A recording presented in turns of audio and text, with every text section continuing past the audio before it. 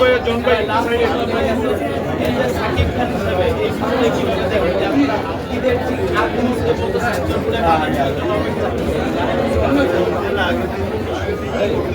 এই রুবেল ভাই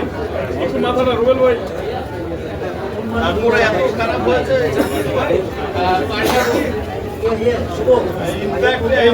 ব্যাপারটা ছিল গিয়েছে দেখো আমার কাছে ব্যাপার ছিল আমি শুনতে পাচ্ছিলাম যে ভাই ঠিক আছে আমি না 5 দিন বুঝতে পারলাম 5 দিন মাল্টিপ্লেক্সে বুঝতে পারলাম না 5 দিনের সবচেয়ে ভালো গিয়েছিল ওয়াই কোনোটাই ছিল না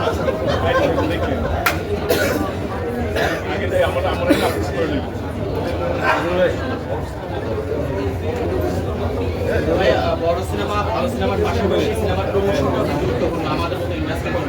সেখানে আমরা দেখি যে শাকিব খানের সিনেমা তো অনেকেই বলে প্রমোশন লাগে না শাকিব খান থাকে লাগে সেটা ব্র্যান্ড আমি করি অটোমেটেড তাকে বিএনসরাই করে সেটা প্রমোশন কিন্তু করি ডে 1 থেকে আমার সাথে দেখো রকস্টার কিছুই হয়নি প্রমোশন এটা বলতে পারবো জন ভাই একটু মাথাটা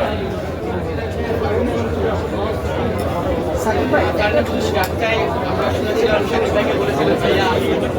সিনেমায় আসলে কবে কাজ করতে পারবো সেটাও আমরা দেখলাম আমার এক্সপিরিয়েন্সটা জানতে চাইবো আমরাও পর্দাতেও আপনাকে দুর্দান্তভাবে দেখলাম আসলে আর শাকিব ভাইয়ের সাথে প্রথম কাজ তো সেই বিষয়ে